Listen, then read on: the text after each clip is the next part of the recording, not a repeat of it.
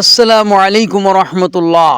প্রিয় বন্ধুরা, নিয়মল শিক্ষা চ্যানেলের পক্ষ থেকে জানাই আন্তরিক মুবারকবাদ ও সালাম।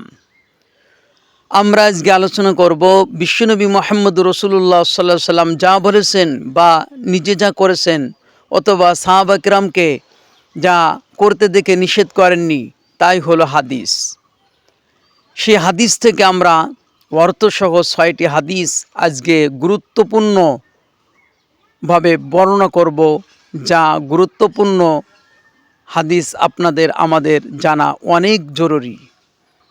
আসুন তাহলে, ফজলুল আলিমি আলাল আবিদি কা ফজলি আলা আদনাকুম।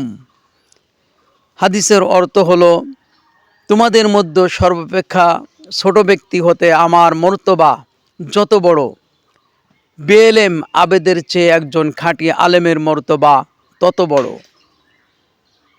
এরপর আসুন, আদ-দুআউ হুয়াল ইবাদাহ। দুআই হলো ইবাদত। এবার আসুন, মাল্লাম ইয়াসআলিল্লাহ ইয়াগযব আলাইহি। নবীজি বলেন, যে ব্যক্তি আল্লাহ তাআলার নিকট দোয়া করে না, আল্লাহ তাআলা তার উপর রাগান্বিত হন। এবার আসুন, নবীজি বলেন, লা ইয়ারহামুল্লাহু মাল্লা ইয়ারহামুন নাস। অর্থ হলো, আল্লাহ তাআলা ওই ব্যক্তির উপর রহম করেন না যে মানুষের উপর রহম করে না। এবার আসুন, বিশ্বনবী সাল্লাল্লাহু আলাইহি সাল্লাম বলেছেন, আল মুসলিমু মান সালিমাল মুসলিমুনা মিন লিসানিহি ওয়া ইয়াদিহি। অর্থ হলো, খাঁটি মুসলমান ওই ব্যক্তি যার হাত ও মুখ হতে অপার মুসলমান নিরাপদ থাকে। এবার আসুন, নবীজি বলেন, হুব্বুদ দুনিয়া রাসু কুল্লি খতিআহ।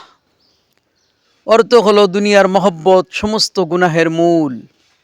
প্রিয় বন্ধুরা, তাহলে এই 6টি গুরুত্বপূর্ণ হাদিস যদি আপনাদের ভালো লেগে থাকে, নিজেরাই লাইক দিবেন এবং কমেন্ট ও শেয়ার করে অন্যদেরকে জানার সুযোগ করে দিবেন।